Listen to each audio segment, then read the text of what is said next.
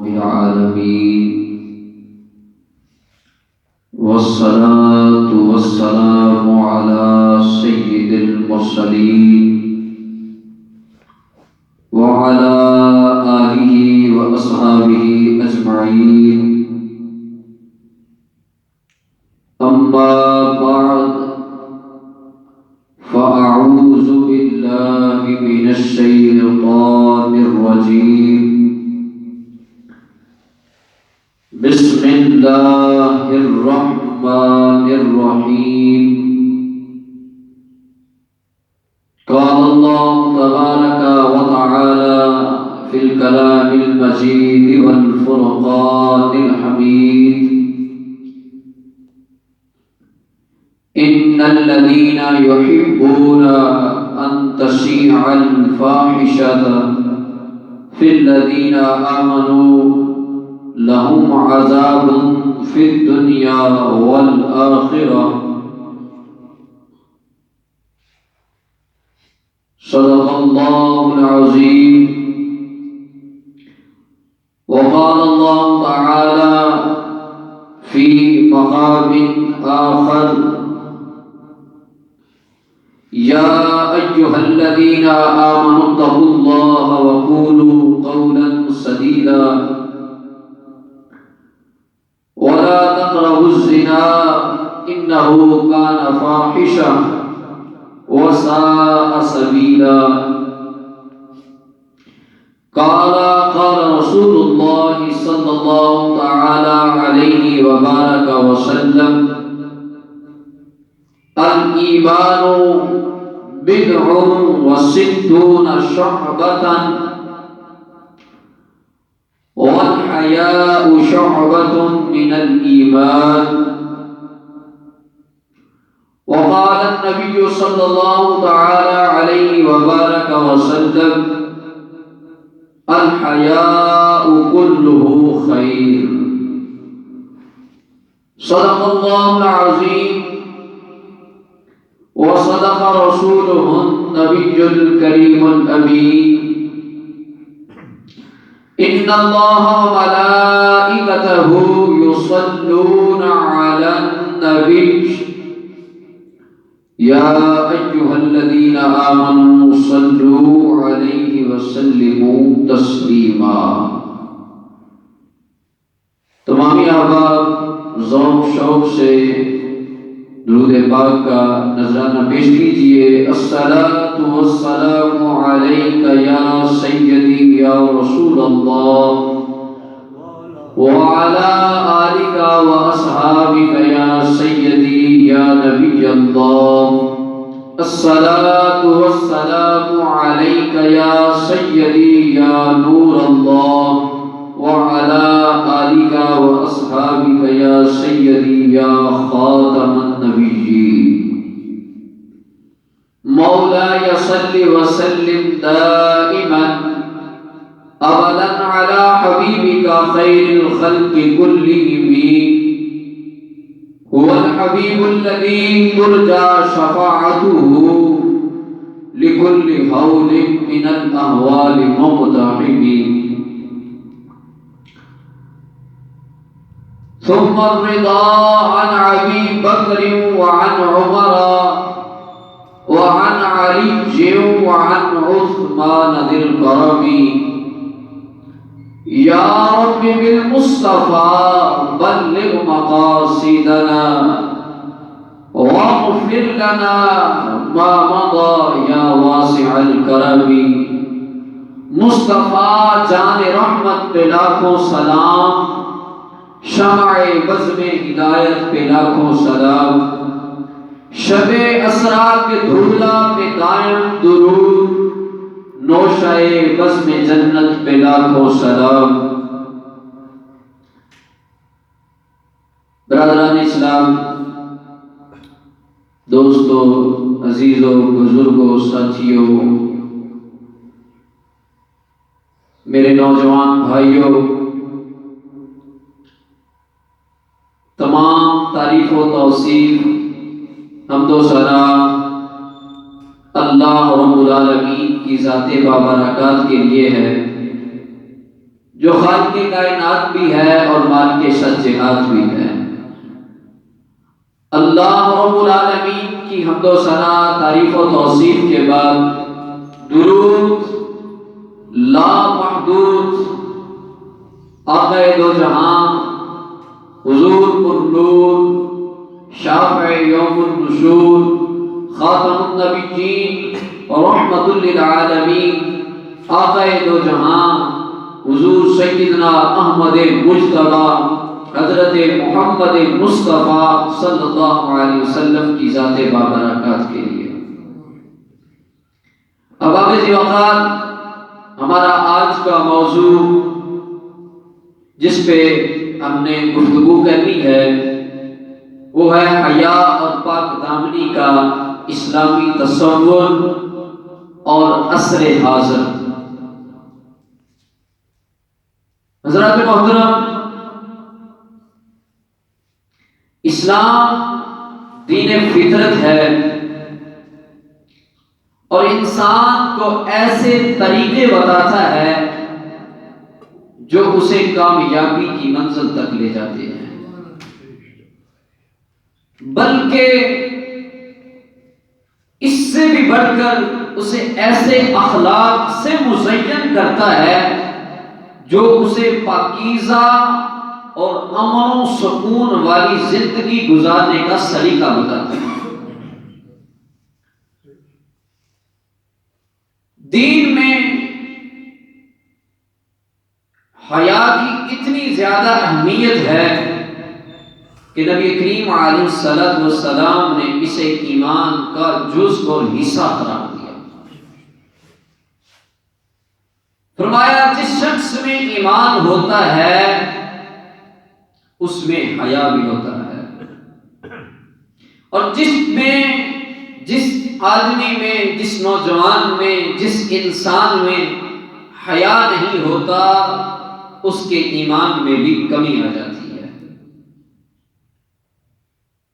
ہم آج نام نہاد روشن خیالی کے ایک ایسے تاریک دور سے گزر رہے ہیں جس میں عمومی طور پر انسان اپنی دینی روحانی جذبات کو پس پشت ڈال کر نفسانی خواہشات اور مادیت پرستی کی طرف رواں دواں ہے۔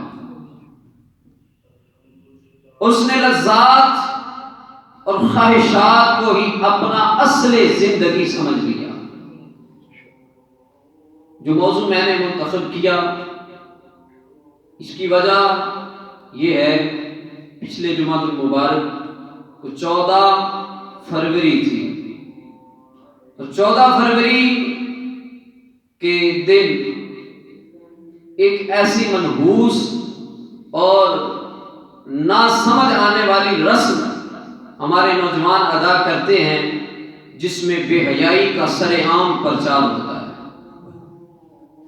تو اس لیے مناسب سمجھا، اور اس دن کو ایک عیسائی پادری ویلنٹائن ڈے کے نام سے مناتے ہیں وہ لوگ، تو ہمارے مسلمان نوجوان بھی اس دن کو اسی طرح مناتے ہیں، حالانکہ اسلام نے کھلے لفظوں میں بے حیائی سے منع کیا ہے۔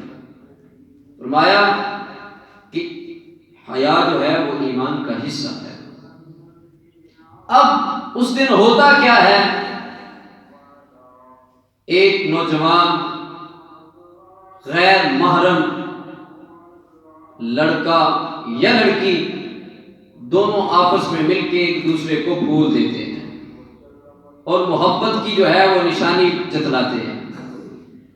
تو حضرات محترم، اسلام نے ہمیں اس بےہودہ کام سے، اس بےہودہ رسم و رواج سے منع فرمایا اور ہمیں اچھے اقدار عطا فرمائے ہیں جو ہمارے بزرگوں سے ہمیں ملے۔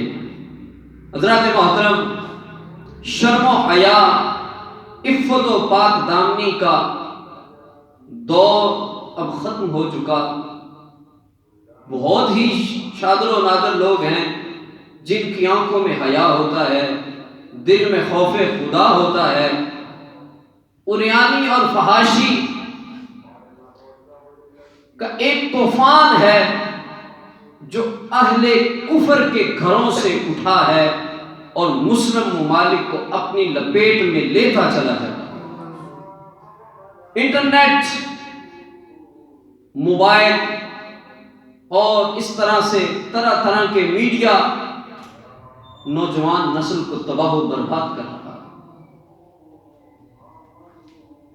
چنانچہ بے حیائی اور اخلاق باختی کے وہ مناظر جو کبھی اہل باطل کا خلاصہ ہوا کرتے تھے، آج مسلمانوں میں عام ہوتے جا رہے ہیں۔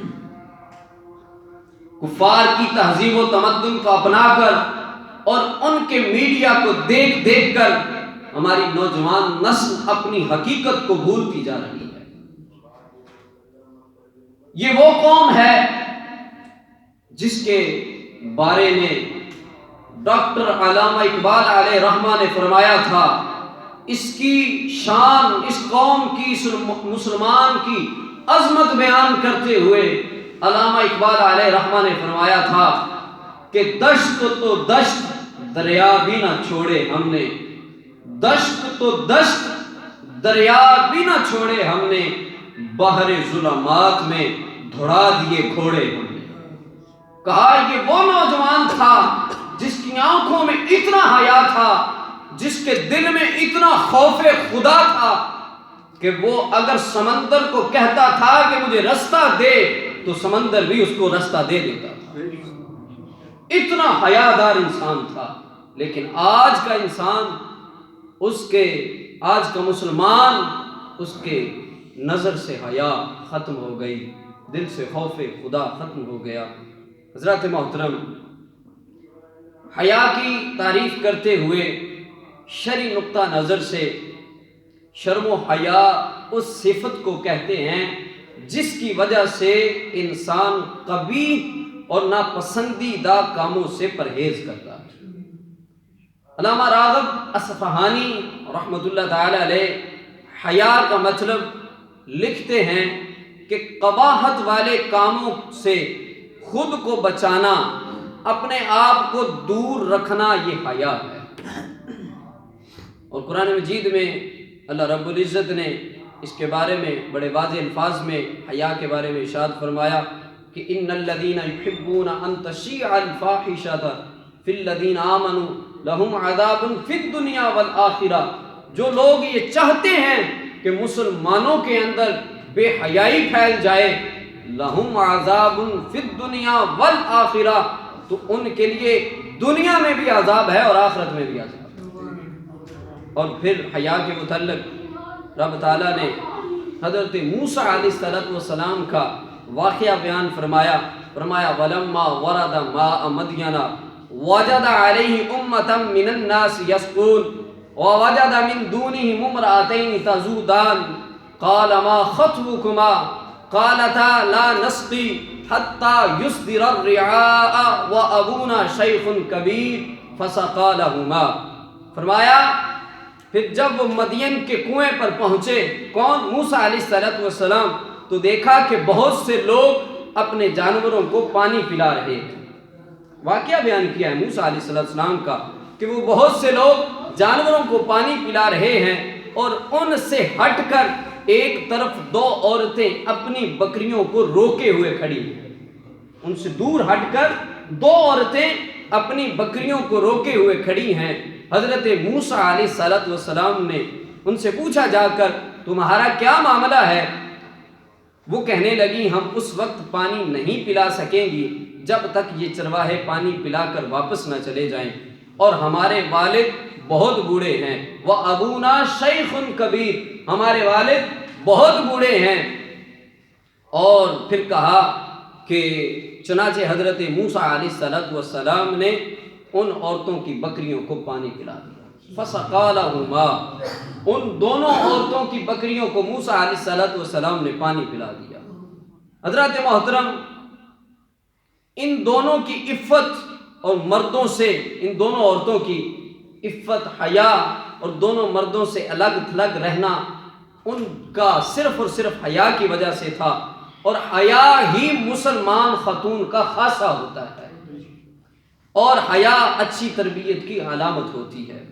اسی طرح کریم النفس آدمی دوسرے کی عزت نفس کا خیال کرتے ہوئے بعض اوقات اپنا حق حیا کی وجہ سے اس سے وصول نہیں کرتا اور اس کو معاف فرما دیتا ہے۔ جناب رسول اللہ صلی اللہ علیہ وسلم نے بھی ہمیں حیا کے متعلق احادیث میں بیان فرمایا ہے، اور حیا کے متعلق بہت زیادہ تاکید فرمائی، کیونکہ خود آقا کریم علیہ الصلوۃ والسلام بہت زیادہ باحیا تھے۔ آقا کریم علیہ السلام کے صحابہ بتاتے ہیں کہ کان النبی صلی اللہ علیہ وسلم اشد حیاء من العذراء فی خدرها، کہ نبی کریم علیہ السلام اتنے حیادار تھے کہ پردے میں بیٹھنے والی کنواری لڑکی سے زیادہ نبی پاک صلی اللہ علیہ وسلم حیادار تھے۔ حضرات محترم، اور پھر حضرت ابو ہریرہ رضی اللہ تعالیٰ عنہ فرماتے ہیں نبی اکرم صلی اللہ علیہ وسلم نے ارشاد فرمایا الحیاء من الایمان والایمان فی الجنہ والبذع من الجفاء والجفاء فی النار۔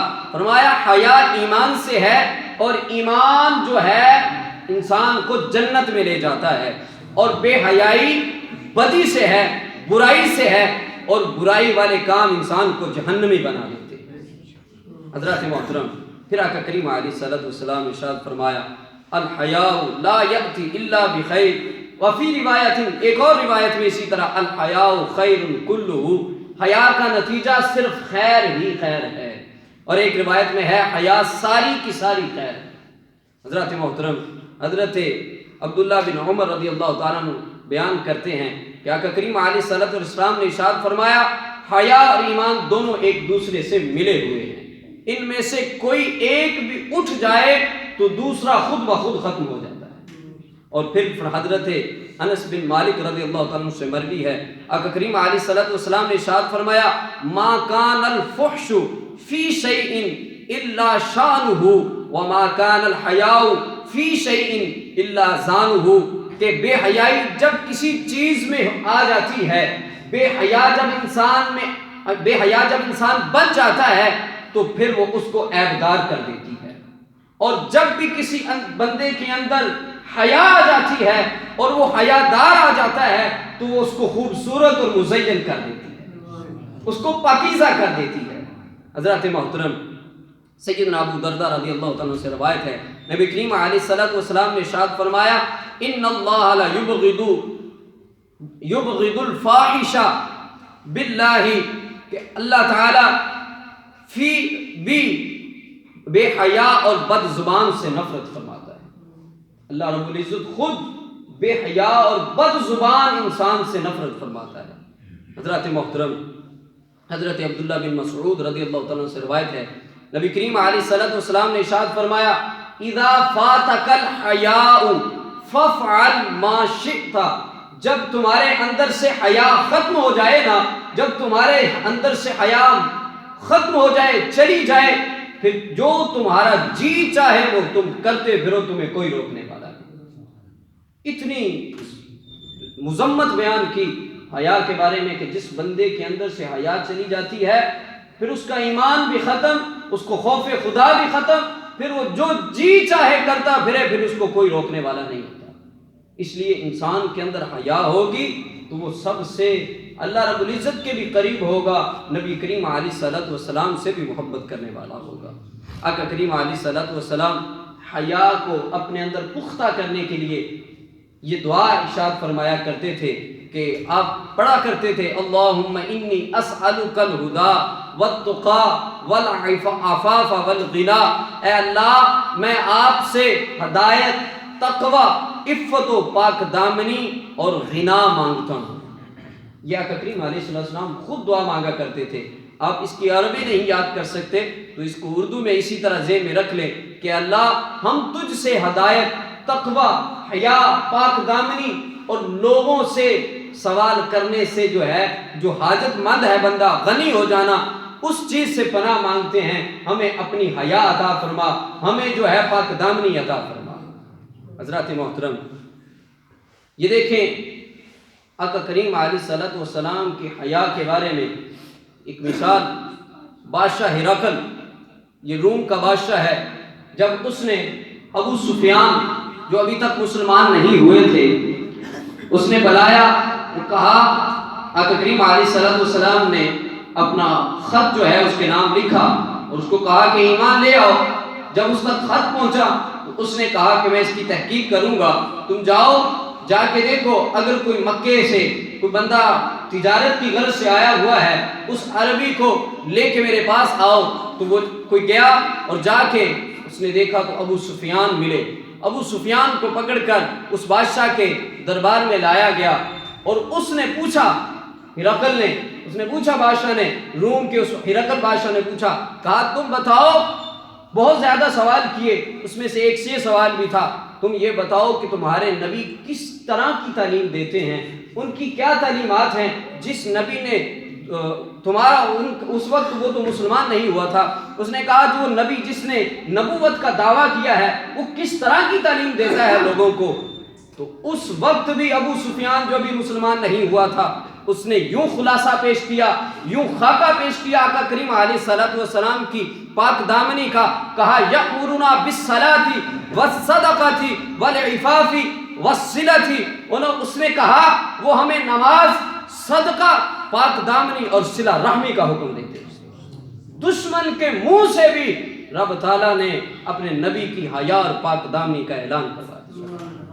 حضرات محترم، معلوم ہوا پاک دامنی کی تلقین اسلام کی بنیادی تعلیمات میں سے ہے، اور اللہ تعالیٰ نے اس دنیا میں عورت و مرد کے باہمی اختلاط سے نسل انسانی کو پیدا فرمایا اور دونوں کے لیے خصوصی احکام نازل کیے۔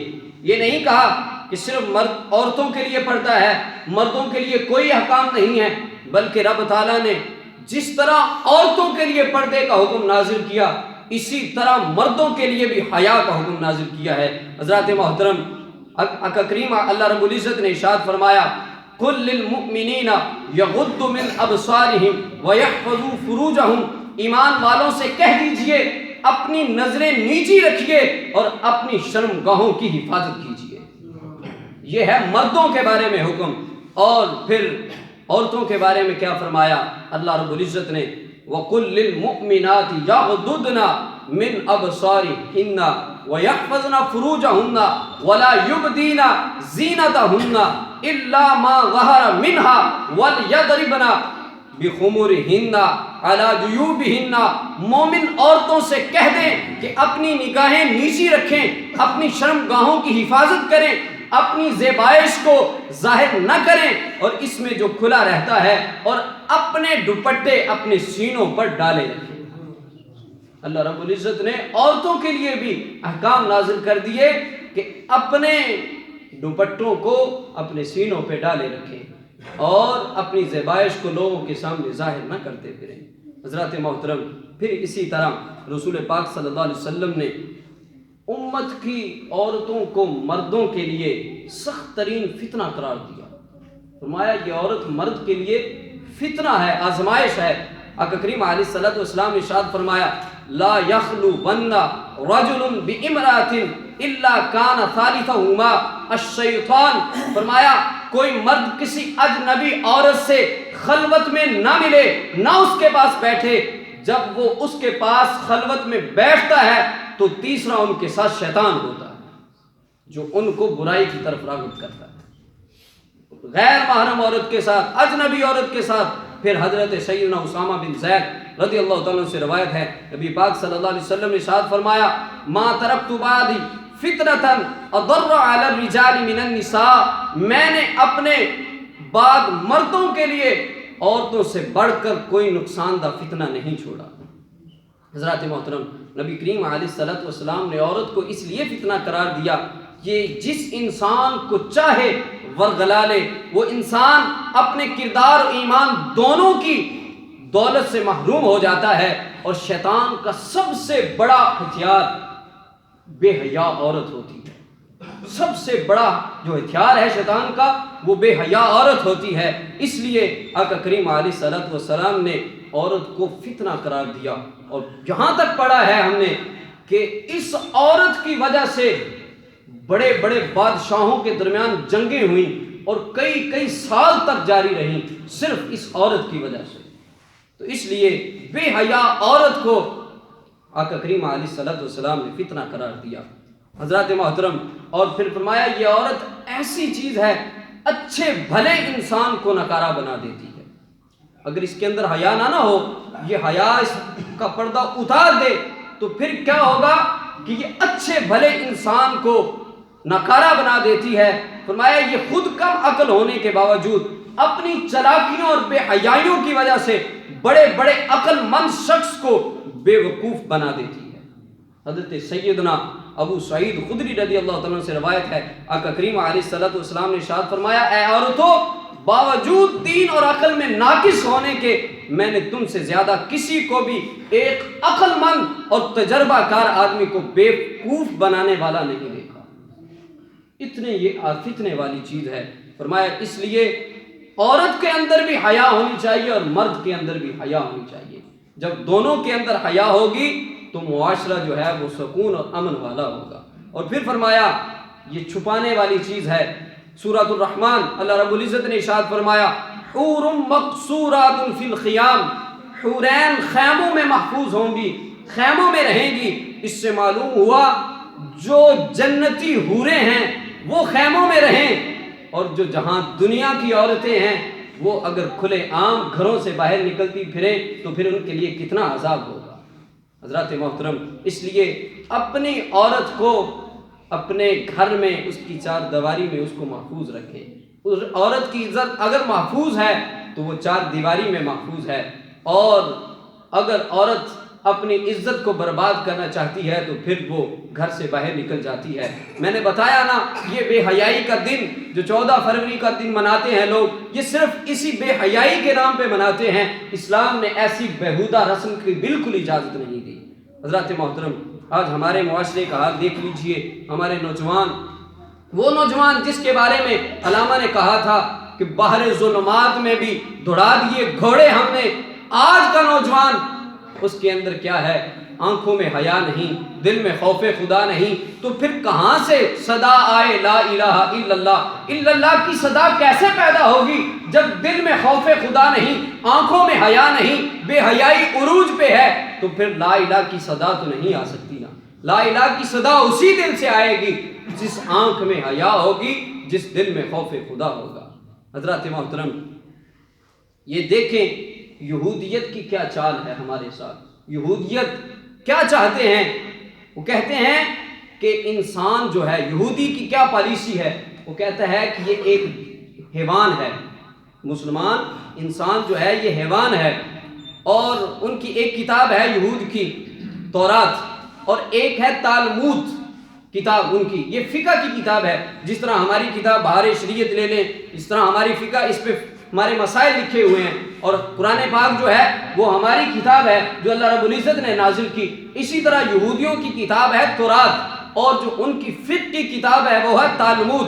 وہ کہتے ہیں اصل انسان صرف ہم یہودی ہیں، باقی جتنے انسان ہیں یہ انسان نما حیوان ہے. جب انسان کو وہ حیوان سمجھتے ہیں تو پھر وہ کہتے ہیں کہ یہ سارے حیوانوں کو ہم نے ختم کر دینا. ان کے اندر اس طرح سے بے حیائی پھیلا دینی ہے کہ ان کے اندر سے جو اسلام کی روح ہے، جو ان کو تڑپاتی ہے، وہ ہم نے ان کے اندر سے ختم کر دینی. ان کی یہ چال ہے. یہودی لابی یہ چاہتا ہے کہ ہماری نوجوان نسل برباد ہو جائے، ان کی آنکھوں میں بے حیائی آ جائے. آج بے حیائی آئی ہے تو ہمارے نوجوان دین سے بھی دور ہیں، ہمارے نوجوان اپنے رب سے بھی دور ہیں، ہمارے نوجوان اپنے رسول اللہ صلی اللہ علیہ وسلم کی محبت سے بھی دور ہیں. اگر یہی حیا ہمارے اندر واپس لوٹ آ جائے تو ہمارے نوجوان پھر اسی مقام پہ پہنچ سکتے ہیں. حضرات محترم، طارق بن زیاد اندلس کو فتح کرتا ہوا اور اسپین میں پہنچا. جب اس نے سمندر پہ اپنی فوجیں لگائیں، لگا کے اس نے دوسری سائڈ پہ پہنچے تو پہنچنے کے بعد فوجیں اتر کر حیا کا عالم دیکھیں، ان لوگوں کی باتوں میں اثر ہوتا تھا اس نے اپنی فوجوں کو اتار کے کشتیوں کو جلا دیا۔ لوگوں نے کہا کیا ہو گیا ہے آپ کو؟ ہمارے سپہ سالار ہیں فوج میں سے کسی لوگوں نے کہا آپ ہمارے سپہ سالار ہیں، اگر ہم جیت گئے پھر تو ہمیں اس کی ضرورت نہیں ہے، اگر ہم خدا نہ کرے ہار گئے تو پھر کیا ہمارا ہوگا؟ تو طارق بن زیاد نے کہا کہ مجھے اپنے رب پہ بھروسہ ہے۔ ایسے کامل انسان ہوا کرتے تھے، اتنی حیا اور خوف خدا اور رب پہ پختہ یقین ہوا کرتا تھا۔ طارق بن زیاد نے کہا، اس نے کہا اگر ہم جیت گئے تو پھر بھی اللہ کا شکر ادا کریں گے، اگر ہم ہار گئے اور ان کے ساتھ لڑتے ہوئے مارے جائیں گے تو پھر ہم شہید کہلائیں گے۔ ہمیں اپنے رب پہ پختہ یقین اور توکل ہے، ہم کبھی بھی میدان چھوڑ کے نہیں جائیں گے۔ اور یہ اس لیے کیا کہ ان میں سے جو بزدل ہوں گے وہ یہ نہیں سوچیں گے کہ پیچھے کشتیاں کھڑی ہیں، اگر ہم ہار بھی گئے تو پھر بھاگ جائیں گے۔ کہا نہیں، میری فوج کا ایک ایک فرد بندہ ایسے لڑائی کرے اس کو پتا ہو کہ پیچھے ساری کشتیاں جلا دی ہیں، اب ہم نے لڑنا ہے تو خدا کی ذات کے لیے لڑنا ہے، خدا کے راستے میں لڑنا ہے۔ اتنے پختہ یقین اور توکل ہوا کرتے تھے وہ لوگ، انہوں نے یہ سارا اس معاشرے کے لیے مثالیں قائم کی۔ حضرات محترم، ہماری ساری گفتگو کا خلاصہ میں آپ کے سامنے یہ رکھوں، اگر بندہ شرم و حیا اختیار کرے تو پھر اس کو انعام کیا ملتا ہے؟ پاک دامنی اختیار کرے، اپنے اندر حیا لائے۔ ہم نے سنا ہے، پڑھتے تھے، پڑھا بھی ہے، کہتے ہیں کہ جب بڑے نوجوان بزرگ، ہماری اقدار ایسی تھی، کسی کی منگنی ہو جاتی نا لڑکے کی، تو وہ لڑکا جہاں اس کی جس گاؤں میں جس محلے میں منگنی ہوئی ہوتی تھی وہاں وہ جاتا نہیں تھا شرم کی وجہ سے، وہ جانے کو آر سمجھتا تھا، اور وہ کہتے تھے کہ یہ کیسے، مجھے تو جانے میں حیا آتی ہے، شرم آتی ہے۔ لیکن آج کا نوجوان کیا ہے؟ آمنے سامنے بیٹھ کے منگنیاں بھی ہو رہی ہیں، سب کچھ ہو رہا ہے۔ یہ آج کا ہماری اقدار ہے، اور پہلے ہماری اقدار کیا ہوا کرتی تھی؟ ہم ایسے سنا ہے ہم لوگوں سے کہ اگر کسی کے گھر میں ایک بیٹی ہوتی تھی نا، ایک بیٹی کسی کے گھر میں ہوتی تھی، وہ پورے گاؤں کی بیٹی ہوتی تھی، سارے لوگ اس کو حیا کی نظر سے دیکھتے تھے۔ اس کی شادی کا موقع آتا تھا تو سارے لوگ مل کر تعاون کرتے تھے اور اس کی شادی کرتے تھے، اس کو حیا کے ساتھ رخصت کرتے تھے۔ آج ہم دیکھیں، آج ہمارے معاشرے کا کیا حال ہے، ہمارے حالات دیگر گوں ہیں، ہماری آنکھوں سے حیا ختم ہے۔ ہم کیا کریں، کہاں جائیں اور کس سے بولیں، کس سے کہیں؟ اپنے اندر خدارہ حیا پیدا کرو کہ پھر اس کا انعام کیا ملتا ہے۔ آقا کریم علیہ الصلوۃ والسلام نے ارشاد فرمایا قیامت کے دن 7 آدمی عرش کے سائے میں ہوں گے، 7 آدمی عرش کے سائے میں ہوں گے، جس دن عرش کے سائے کے علاوہ کوئی سایہ نہیں ہوگا، سارے سائے ختم ہو چکے ہوں گے۔ وہ دن، قیامت والا دن، کتنا بھاری دن، اور سورج بھی سوا نیزے پہ ہوگا۔ اس دن عرش کے سائے کے علاوہ کوئی سایہ نہیں ہوگا، اور اس دن 7 آدمی، آقا کریم علیہ السلام نے ارشاد فرمایا، رب تعالیٰ کی اس عرش کے سائے کے نیچے ہوں گے۔ 7 آدمیوں میں سے ایک آدمی خوش نصیب وہ بھی ہوگا جو دنیا میں رہتے ہوئے حیا اور پاک دامنی اختیار کرتا رہا ہوگا۔ اتنا انعام ہے، اندازہ کیجئے۔ فرمایا جس آدمی کو خلوت ملی عورت کے ساتھ، غیر محرم عورت کے ساتھ، پھر اس آدمی نے خدا کا خوف کرتے ہوئے اللہ رب العزت کے ڈر کی وجہ سے اس عورت کو چھوڑ دیا، اس بندے کو قیامت کے دن اللہ رب العزت کے عرش کے سائے کے نیچے جگہ ملے گی۔ اللہ اکبر۔ حضرات محترم، آپ اندازہ کریں کہ پاک دامنی اختیار کرنے والے کو کتنا بڑا انعام ملتا ہے۔ اور پھر حضرت سیدنا انس بن مالک رضی اللہ تعالیٰ عنہ سے روایت ہے، نبی کریم صلی اللہ علیہ وسلم نے ارشاد فرمایا تم میری 6 باتیں مان لو، میں ان کے بدلے میں تمہارے لیے جنت کا ضامن ہو جاؤں گا، تمہیں جنت کا وعدہ دیتا ہوں، میری 6 باتوں پہ عمل کر لو، تمہارے لیے جنت کی ضمانت میں دیتا ہوں، تمہیں قیامت والے دن، حشر والے دن جنت میں خود محمد صلی اللہ علیہ وسلم داخل فرماؤں گا۔ فرمایا پہلی بات، صحابہ نے پوچھا یا رسول اللہ صلی اللہ علیہ وسلم وہ کون سی باتیں ہیں؟ تو آقا کریم علیہ الصلوۃ والسلام نے ارشاد فرمایا جب تم میں سے کوئی بات کرے تو جھوٹ نہ بولے، جب بات کرے کوئی تو پھر جھوٹ نہ بولے، کیونکہ منافق کی 3 نشانیاں نبی پاک علیہ الصلوۃ والسلام نے بیان فرمائی کہ منافق جو ہوتا ہے جب بات کرتا ہے تو جھوٹ بولتا ہے، جب وعدہ کرتا ہے تو وعدہ خلافی کرتا ہے، اور جب اس کے پاس امانت رکھی جاتی ہے تو وہ امانت میں خیانت کرتا ہے۔ یہ منافق کی نشانیاں ہیں، اور نبی پاک صلی اللہ علیہ وسلم نے اپنی امت کو اس سے بچنے کا درس دیتے ہوئے فرمایا جب تم میں سے کوئی بات کرے تو پھر جھوٹ نہ بولے، اپنے مسلمان بھائی کے ساتھ سچی بات کرے، اور پھر فرمایا دوسری بات جب وعدہ کرے تو وعدہ خلافی نہ کرے، وعدے کو پورا کرے، کیونکہ قیامت والے دن وعدے کے متعلق پوچھا جائے گا، اور جب تیسری بات اس کے پاس امانت رکھی جائے تو اس امانت میں خیانت نہ کرے، اور چوتھی بات نبی پاک علیہ الصلوۃ والسلام نے ارشاد جو فرمائی اور ہمارے موضوع کے متعلق جو ہے کہ اپنی آنکھوں کو جھکائے رکھے، اپنی آنکھوں کو حیا اور شرم کی وجہ سے جھکائے رکھے، اور پانچویں بات نبی پاک علیہ الصلوۃ والسلام نے اپنی امت کو درس دیتے ہوئے نصیحت کرتے ہوئے ارشاد فرمائی کہ اپنے ہاتھوں کو قابو میں رکھے، کہ مسلمان کامل مسلمان وہ ہے جس کی زبان اور ہاتھ سے دوسرے مسلمان محفوظ رہیں۔ کامل مسلمان کی نشانی یہ بتائی وہ ہے جس کے ہاتھ اور زبان سے دوسرے مسلمان محفوظ رہیں۔ اور چھٹی بات نبی علیہ الصلوۃ والسلام نے ارشاد فرمائی، سب سے بڑی بات فرمایا کہ اپنی شرمگاہوں کی حفاظت کرو۔ جو بندہ اپنی شرمگاہ کی حفاظت فرما لیتا ہے، اور پھر یہ تو 6 باتیں ارشاد فرمائی نا، ایک جگہ آقا کریم علیہ الصلوۃ والسلام نے صرف 2 باتیں بیان کی، کہا یہ اتنی باتیں نہیں ہوتی تو پھر 2 باتوں کی مجھے ضمانت دے دو، میں تمہیں جنت کی ضمانت دے دوں گا، ایک اپنی زبان کی اور ایک اپنی شرمگاہ کی مجھے ضمانت دے دو، میں تمہیں جنت کی ضمانت دے دوں گا۔ زبان کا فتنہ بھی بہت بڑا فتنہ ہے، اور شرمگاہ کے جو فتنے ہیں یہ بھی بہت بڑے فتنے ہیں، اس لیے آقا کریم علیہ الصلوۃ والسلام نے ہمیں اس سے بچنے کی نصیحت کی، درس دیا۔ اللہ رب العزت ہماری آنکھوں میں حیا عطا فرمائے، ہمیں پاک دامنی کی زندگی بسر کرنے کی توفیق عطا فرمائے۔ حضرات محترم، اس معاشرے میں خود کو بچانا اور اپنی نظروں کی حفاظت کرنا اس وقت بہت بڑی آزمائش ہے۔ جو بندہ اس دور میں اپنی نظروں کی اپنے دل میں خوف خدا پیدا کر لے، وہ بندہ کامل ترین انسان ہے۔ بڑے لوگ پہلے اپنے آپ کو بڑے بڑے وظائف کر کے پھر اولیاء کے مراتب پہ پہنچتے تھے، اب اس دور میں جو بندہ اپنی نظروں اپنے دل میں خوف خدا پیدا کر لے تو وہ اللہ کا مقرب بندہ بن جاتا ہے۔ اللہ رب العزت ہمیں عمل کی توفیق عطا فرمائے۔ وآخر دعوانا ان الحمد للہ رب العالمین۔